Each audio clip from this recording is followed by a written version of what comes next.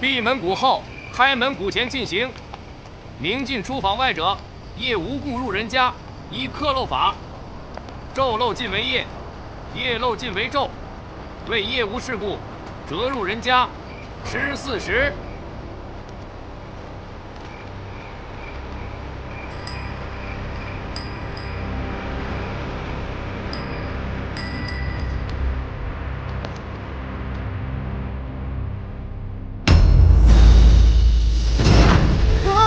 快看，女杀！这上头有个女杀，快看啊！女杀啊，就在那儿，在那跳着呢。你看见了吗？哪儿有？哪儿呢？没有。哪儿呢？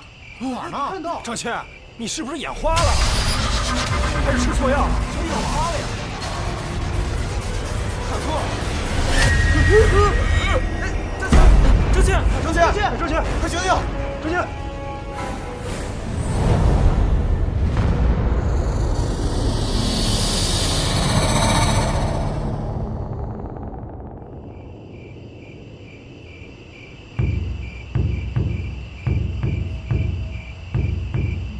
这张谦胆儿也太小了吧！即便是见到了鬼，也不至于当场吓晕吧？嗨，谁说不是啊？昨天晚上还是我给他送回家的，他当时都吓尿了。张谦的胆子也太小了吧！我觉得也是，肯定是他装病偷懒，不想说什么？都给我闭嘴！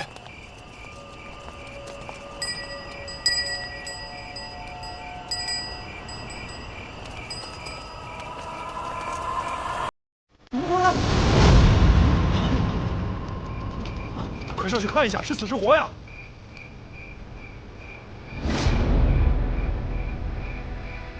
是张谦。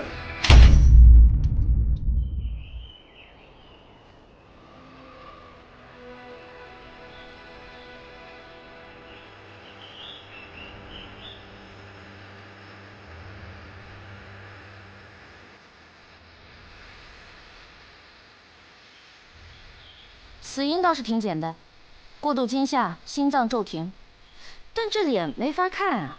这俩眼珠子挖的，多亏子苏没在。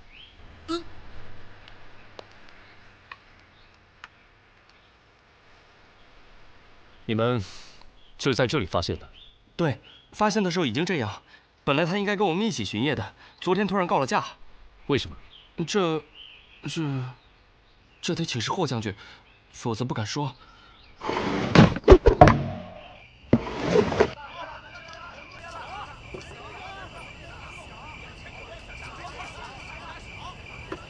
今儿来的都是药客，罩子放亮点，千万别出岔子了。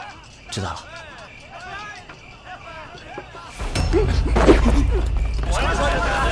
动！哎，就你呢！哎，蹲着！都不许动！趴好！说你呢！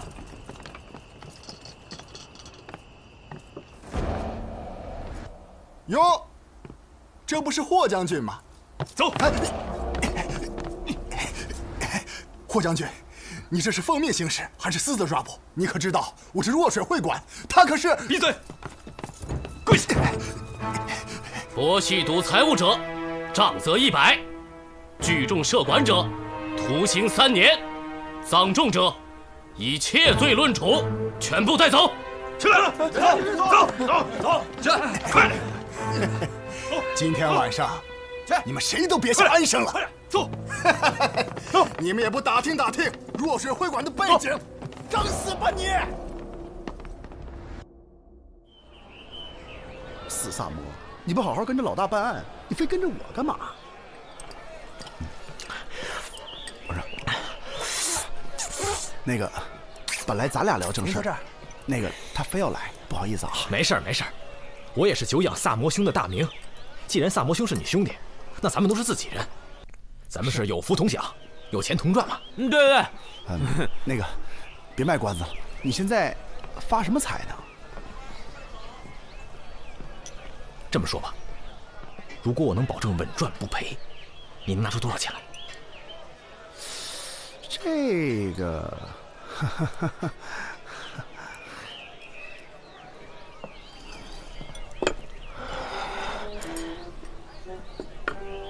前几天赚，见笑。你真发财啊！小意思。不是，你怎么赚的呀？我现在有密报，知道哪些货品马上会涨。我之前那笔就是这么赚的。哦，你干这个呢？怎么样，入伙吗？我觉得我们现在不能再小打小闹了，有多少资金全都拿出来，咱们一起干一票大的。咱们是兄弟，你们又是官差，我蒙谁我也不敢蒙你们吧？我可告诉你啊，我老婆本、棺材本、各种本都在里头了，知道吗？啊，他还借了不少，还真不少，够难为你了。哎，三炮，你真不来？我这借了点儿，你敢赔，我就敢死给你看。哎，放心吧，亏不了你们，保证你们等着发达吧。喝酒来，这边行。哎，来。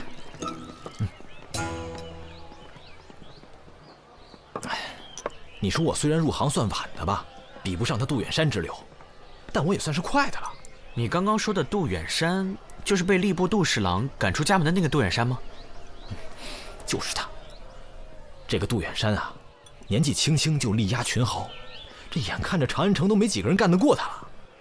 何止长安城啊，他跟全国的商人都有来往，权贵朝臣都跟他有交情，都找他接待。这话说回来，也真是奇了怪了。这他呀，只要是他经手的货物，他这么买进来，这东西肯定就暴涨。他这么一抛啊，这东西他肯定就跌了。你说他也只不过就比我大2岁，哎呀，这叫什么事儿？哎，对了，你们知道前2天右侯卫将军查封了若水会馆这事儿吧？这若水会馆就是他杜远山的。若水会馆的老板不是周泰吗？哎呀，天真！这周泰算哪盘菜啊？这长安城都知道，若水会馆的幕后老板就是杜远山。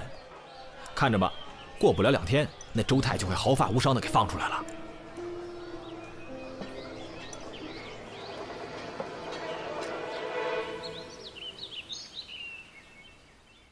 霍将军今天大驾光临，魏某啊，真是荣幸之至啊！直说吧。若水会馆查赌，抓的人当中有好几个是朝廷要员，罪责重了些，你们坐不住了是不是？霍将军还真是少年才俊，做事太直率，不给人留余地。如果在外领兵打仗，可真是升迁之道。不过，要是在这京都朝廷做官的话，魏俊卿，你算个什么东西，敢来教训我？我告诉你，这件事儿在我这是铁案，你翻不动，你也没资格来跟我谈价钱。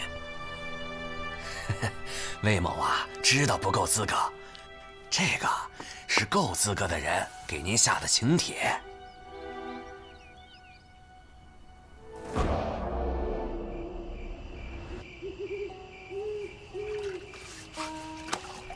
这天也太干了，还是泡个澡舒服啊！哎，可不是嘛！哎，多管您的酒。老何，给你。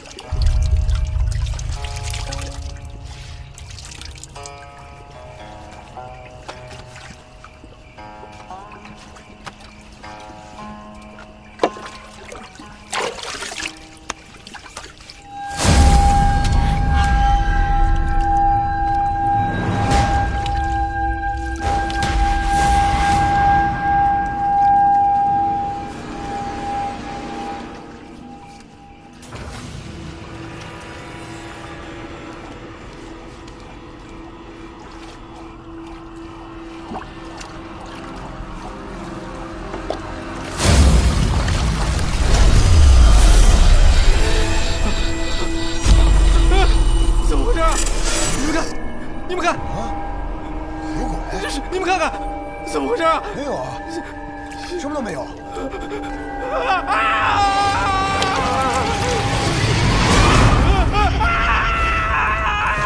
有鬼啊！有鬼啊！有鬼！有鬼啊！鬼！哪有鬼啊？没看到吗？我看到了，在哪儿啊？就在那儿。哪儿呢？在哪儿了？在哪儿？哪有鬼啊？我咋什么都没看着啊？没有啊？没有啊。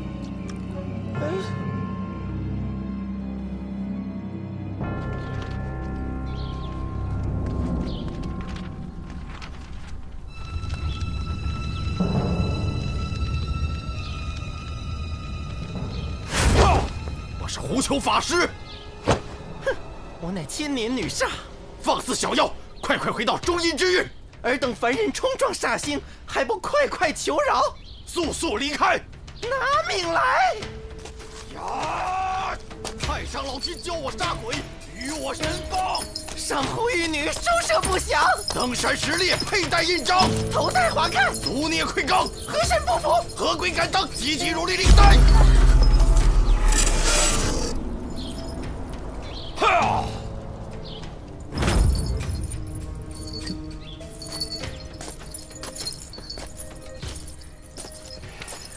吓到各位了，我刚才施的确实是邪祟之术，算是以毒攻毒了。我想令郎是无意中开了阴阳眼，撞见了一位非常厉害的女煞。这女煞一旦被唤醒，自然要拿她泄愤。最可怕的是，这恶婆娘形态千变万化，无意中撞煞的人，都会以她所见的形状而死。不过莫怕，来，我这有碗圣水，喝了它可暂保平安。来。喝了这碗圣水，莫怕莫怕。喝，喝了圣水可确保平安。圣水，法师，法师，你得救救我呀！法师，你不能见死不救啊！法师，法师，救救我呀！我看到那个女煞了，她就飘在半空中，可是只有我能看见，她那个脸，那都不是脸了，那根本就不是人的脸呢！法师，法师，你救救我吧！法师，我求你了，你救救我吧！第一，别叫我法师了好不好？我是同州胡司马的二公子。第二，本公子告诉你，生死有命，女煞既然已经复苏，谁撞了谁倒霉。没得救了，小兄弟。哎，不过呢，也不是全无转机。这道灵符我耗时数年，诵咒108000遍，随身带着它，可暂保平安。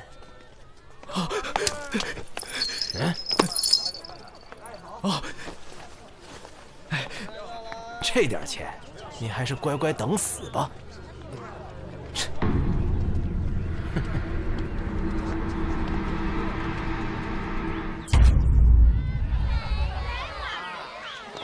行行好，给一点吧。没有，给一点。行行好。崇礼，别怕，鬼煞也得讲天理。我们没做亏心事，不怕鬼敲门。我怎么可能不害怕呢？法师都说了，谁要看见女煞的样子，就会跟她死的一模一样。而且就算买了那个护身符，也只能保我一时的平安啊。那总好过没有啊！你为什么不求过来呢？哎，他要价实在太高了。再说了，要是求了护身符，哪还有钱给你买礼物啊？什么礼物啊？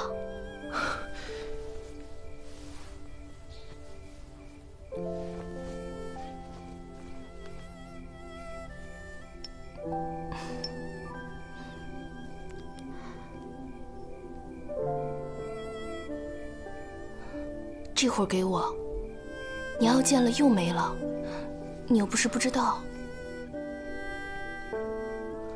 我知道，小白，这是我将来娶你过门的聘礼，相信我，我马上就要发财了。等我攒够了钱，就给你赎身，娶你过门。你一定要等着我。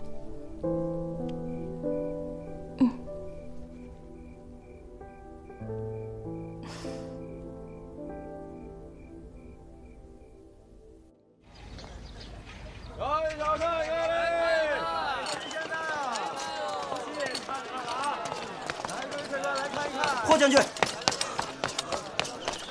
霍将军，周泰被放走了。放了？是。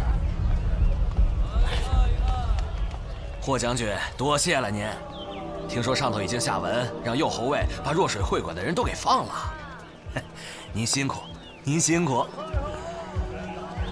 我们杜老板可一直等着您过去呢。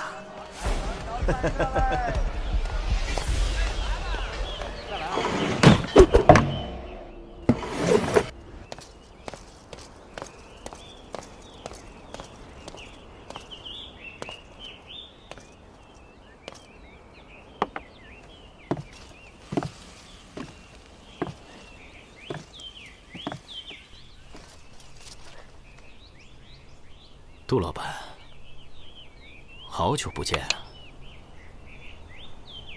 霍将军，真是忙啊！见你一面真不容易。不忙，一点都不忙。我抓的人被你都弄出去了，我现在闲得很呢。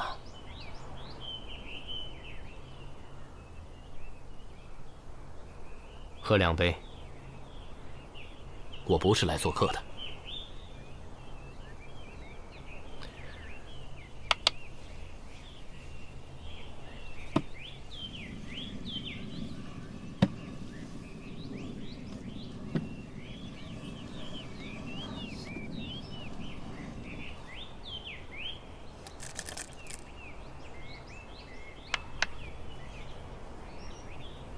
你怎么还这么无聊啊？我倒是想上会馆赌2把，但貌似3年前就没人能耗过1局了。何必总要赌那么大？谁愿意押上身家性命陪你？又不是明天就死了。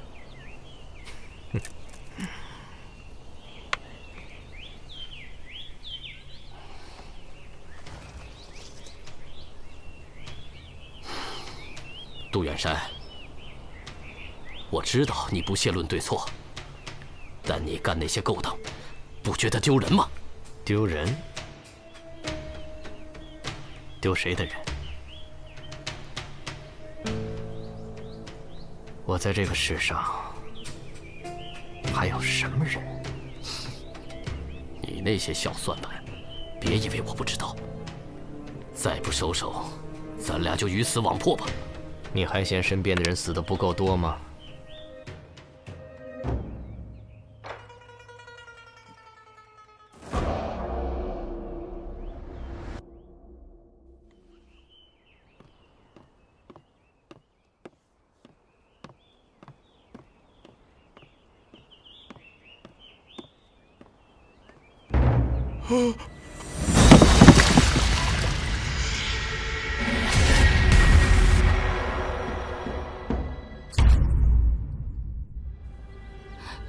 那个胡法师嫌崇礼给钱少，不但没赐福，还说他必死无疑。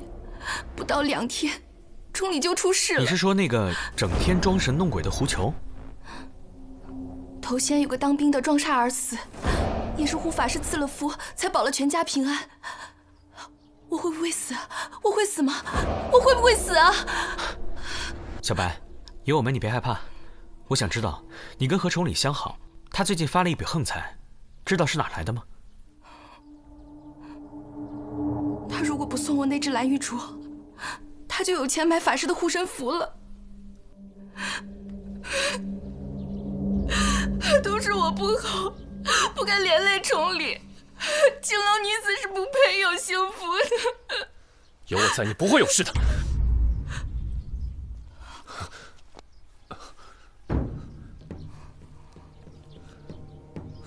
三魔，带他去凡社住下。我们都打起精神，去抓人吧。从实招来，胡球，你区区一个神棍，四处散布女杀谣言，制造恐慌，谋取私利，要遭天谴的。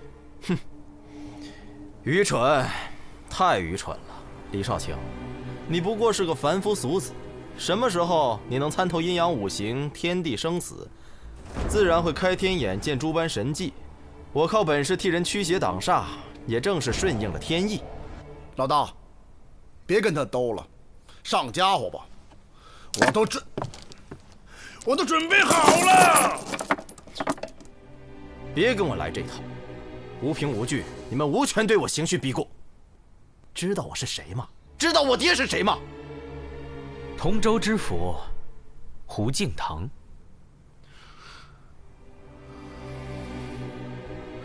你爹可是个好官啊，二公子，你怎么一点都不像令尊呢？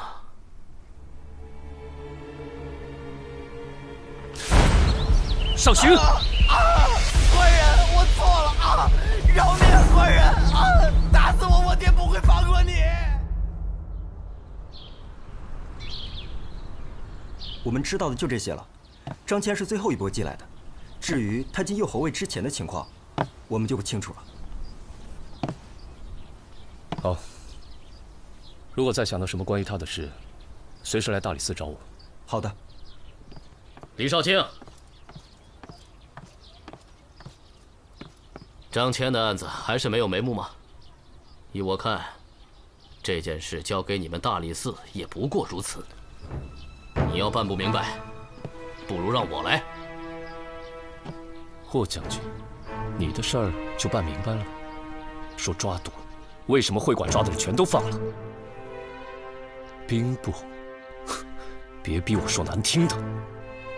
李少卿，你诋毁3省6部，我不管。能否请您先把案子断了，别让我兄弟死得不明不白。泡澡，泡澡，泡得我起了一身大水泡。你们两个泡澡泡得够久的呀？黄三泡，黄三泡，当然要泡3泡啦。烦人不？哦，对了，我们有重大发现。我也有。杜远山一直利用他遍布全国的商行，向境外走私军械，这事小白和何崇礼都知道。何崇礼出事后，小白怕遭人灭口，突然给我寄了封信，把来龙去脉都交代了。前段时间，一支商队在洛阳附近被抄，官兵发现这30项货物全都是违禁军械。那支商队是归在杜远山名下的。那个神棍的老爹，同州司马胡敬堂本想彻查，但是被长史摁住了。你们也都知道，姓杜的在朝堂里势力不小。事发后，洛阳那边马上就有他们的内应往刑部通风报信，刑部几位高官去若水会馆密谈此事。小白刚好是被他们带去陪酒的人，他就无意间偷听到了。他把这个事情就告诉了何崇礼，谁知道这何崇礼脑子一热，就拿这个去要挟魏俊卿，想换取他们操纵市场的商业机密，发大财。难怪之前这个何崇礼那么胸有成竹啊！看来是那个姓杜的给了他点甜头啊。那么接下来就是要杀人灭口。何崇礼昏头了，怎么会想不到这点？纯属找死啊！走私点银钱蚕种也就算了，这么大规模的走私军械，明摆着是要叛国呀。可是，就算何崇礼是被他们灭口的，那张骞的死又是为什么？还有杜远山，本来杀他们易如反掌，为何要把事情搞得这么大呢？想不通就说明此事一定还有隐情。来，三胖，你去一趟洛阳，带一份公函，去找同州司马胡敬堂聊聊，他很重要哦。请我再泡回澡，我就去。话这么多呀你！哎，我肚子突然好饿呀，没有宵夜吃怎么破案？怎么动脑子呢，4年？哎，我烧鸡呢！哎，三胖，你上次答应我的烤饼呢？哎，双爷，你留给我的卤猪蹄呢？哎呀，别走，问你话呢。想起你的往事了。小白让我想起我娘。哎，把这酒喝了。青楼女子跟达官权贵搅在一起，都不会有什么好下场。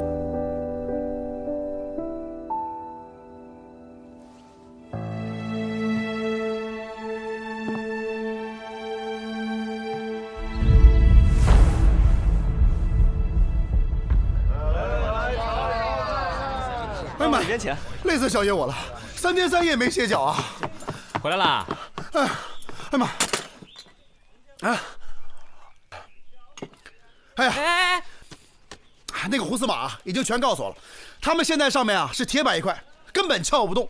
他也得保证自己的官位嘛，所以他现在这个走私案啊，一时半会儿还不能查。虽然不能查，不过这个胡司马呀，跟霍将军他父亲早年就有交情，所以他已经写了密信告诉了霍将军。虽然案子查不到啊，但是朝廷有个人在这儿，不是也挺好吗？哎呀，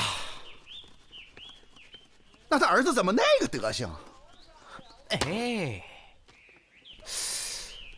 我突然想到，之前我们不是一直想不通，杜远山为什么非要把这个杀人事件搞得神神鬼鬼的？我们可以反过来想，如果这个案子扯上鬼神的话，那么谁嫌疑最大呢？胡球。聪明。哎，那他跟杜远山有仇啊？如果胡球真被判成了凶手的话，他爹胡敬堂还能接着做官吗？烧饼。还有，张骞的背景也查到了，也是杜远山的手下帮他托的关系。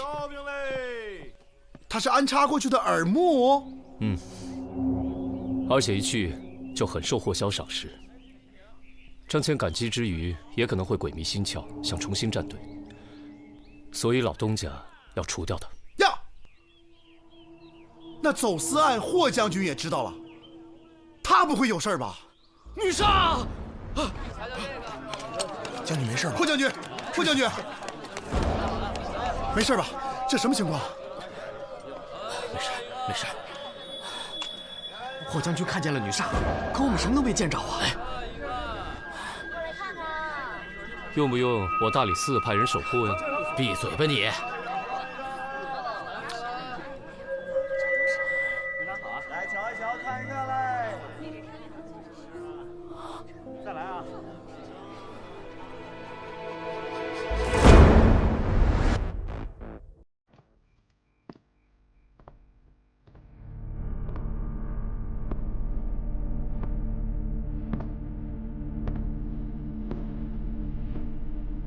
远山，我就知道你一定会来。有什么手段，尽管使出来吧。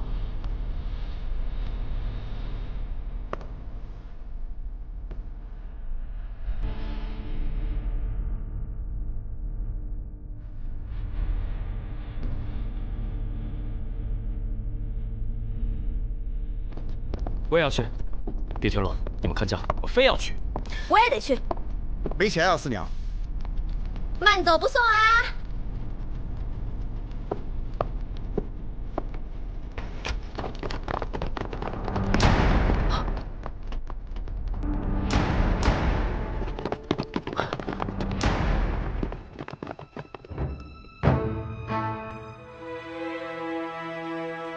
畏罪自杀了。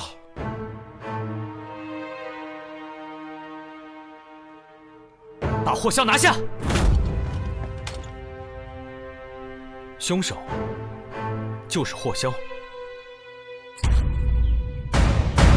刘四卿、周侍郎、王忠诚，案件已经查明了，凶手就是霍萧霍将军。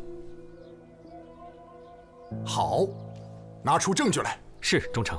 这两桩所谓的女煞凶案，奇就奇在女煞无影。啊！有女煞在哪里啊？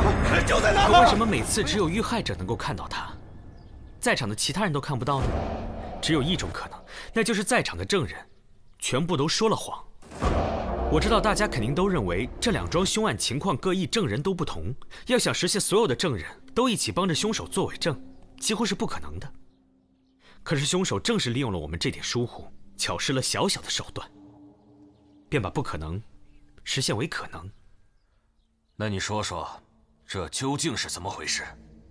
前面两起案件，张骞和何崇礼撞煞的时候，在场的目击者其实是同一拨人，他们就是霍萧手下右侯卫的心腹部队，也就是张骞所在的巡夜2队。而这位传说中的无影女煞，其实也是霍将军的一位手下假扮的。这位手下武艺高强，尤其擅长轻功，人称草上飞。子苏查看过右侯卫的档案，这位高手在案发前的半个月突然退伍了，不是调职，而是退伍，提前退伍。如果没有霍将军首肯，是不可能完成的任务。异想天开啊，与本案毫无关系。霍将军，你是不耐烦听了，可其他人还不知道来龙去脉呢。第一次事件呢，其实很简单，张骞跟当时一起的巡夜2队里所有假证人在一起巡街，而假扮的女煞就吊在对面高楼的屋檐边，在场的其他士兵肯定都装作看不见，于是张骞直接被下药。而第二次事件，狡猾的凶手正是利用了我们的这种疏忽，大家肯定都万万想不到，第二次发生在浴室里的遇鬼事件，在场的目击证人全部是第一次事件当中的卫兵假扮的。事实上，何崇礼遇鬼的那一天，整个清泉浴场都被凶手包了，门口变成了卫士值守，阻止客人进入。三炮。后来我和萨摩去了一趟清泉浴堂，我俩在澡堂里都快泡秃了皮了，终于等到了证人。这位是长寿坊绸缎商顾老板，他是清泉浴堂常年贵宾。请问，何崇礼遇鬼的那一天，你是否去过清泉浴堂？我去过，我是那家的常客，每月固定初五、15和月末会去泡汤。去的那天，我记得清泉浴室开着门，但是有几个小伙子拦在门口不让进，说是什么今天不对外营业。我在那浴堂一直都是贵宾待遇，受不了那个气，这不就和他们吵了起来。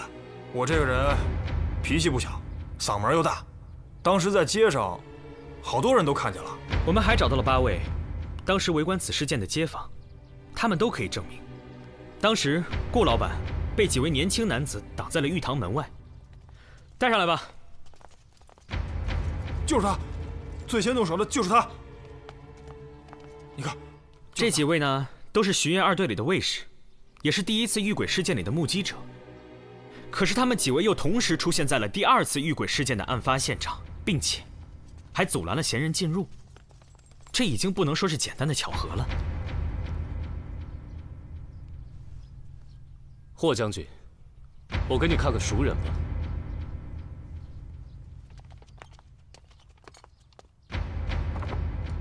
陆京，哎，等，你怎么知道是他？我只是提及的那位假扮女煞的高手，可没说那人的名字啊。霍将军这是不打自招啊。不过这具尸体其实也不是他。起来吧。所以，这一切都可以证明，所谓的遇鬼事件，只是霍萧一手安排的。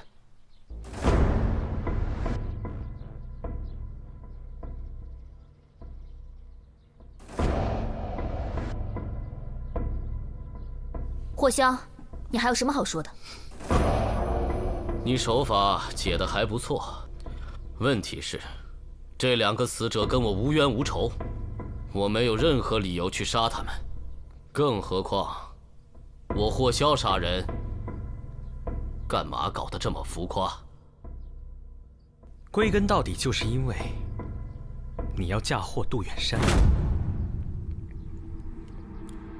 怎么讲？我们在查案的过程当中，的确把杜远山定为了最大的嫌疑犯。这一切都是凶手故意构陷的结果。我们也曾向您汇报过杜远山走私军械的事情，而这件事就被霍萧用来制造杜远山的杀人动机。因为被害的何崇礼是知晓走私案需要被灭口的人，何崇礼更因此敲诈过杜远山。至于张骞嘛，他本来就是杜远山安插在右侯卫里的耳目，可是最近却跟霍将军走得很近。所以，他看起来就有了反水的可能，因此，杜远山也就有了杀他的理由。杜远山性情诡异，你把杀人手法搞得这么神秘可怖，一来符合他的行事风格，第二更重要的，这会让我们认为杜远山在通过制造鬼神之事嫁祸胡球。胡球在这方面表现确实可疑，并且杜远山也有绝对的理由嫁祸他。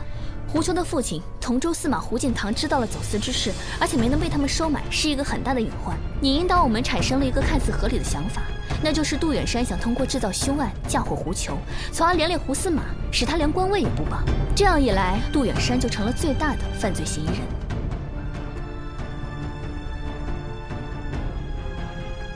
不得不说，霍将军真是有勇有谋啊！犯人霍萧，你为什么要苦心铺排这一切，陷害杜远山？你这么爱说，请吧。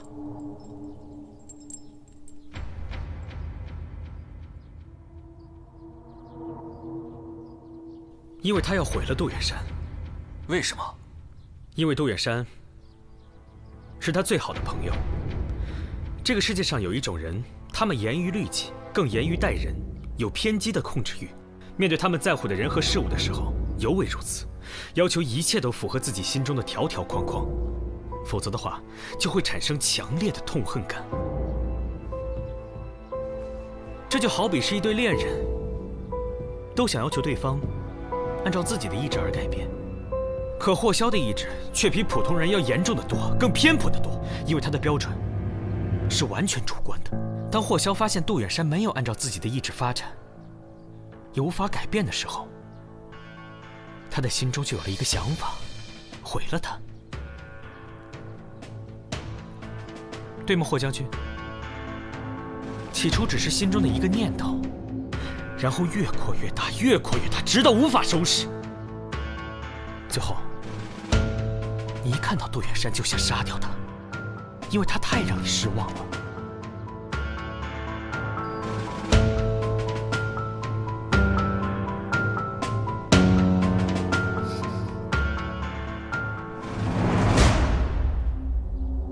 有件事，我要提醒你们一下：杜远山贩卖军械的事，不单单是走私的问题。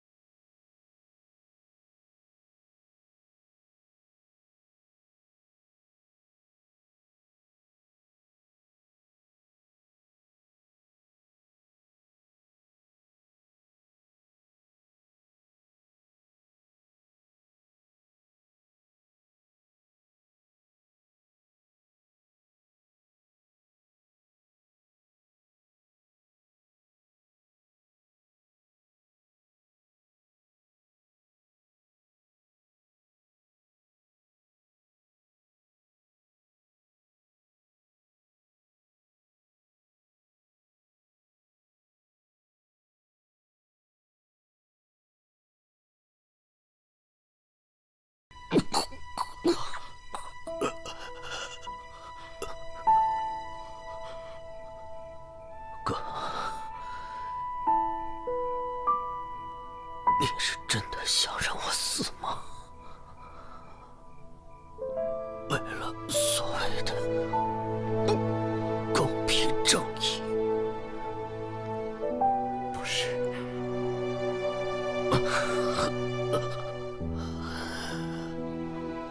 你终于应了一句。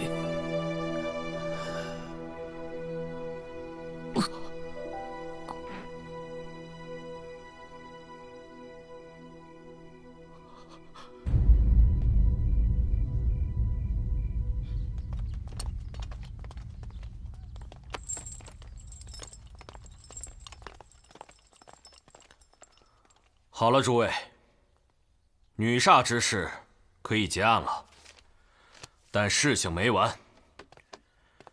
有关杜远山私贩军械一案，必须彻查。谁在背后跟杜远山合作？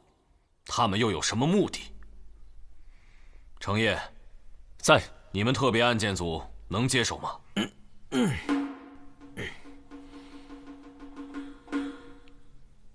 交给我们了。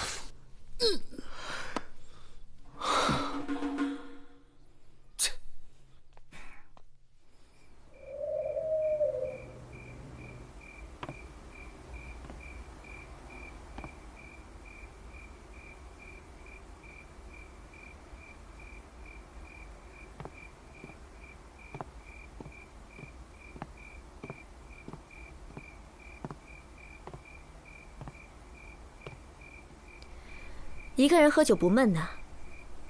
来来来，我请你。你会这么好心？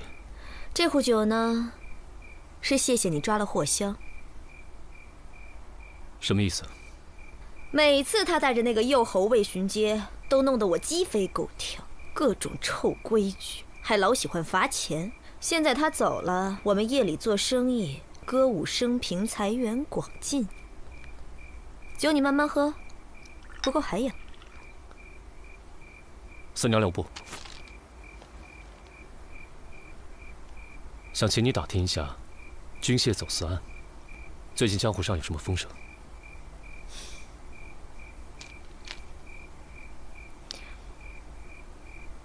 嫌少啊？这是掉脑袋的事儿，我不沾。我劝你，最好也别沾。你怕了？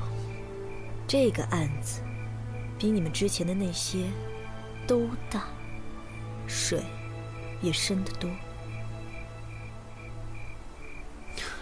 你到底知道些什么？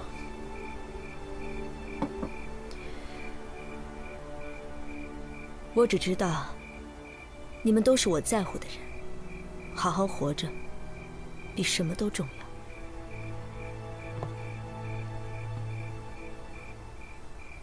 晚安。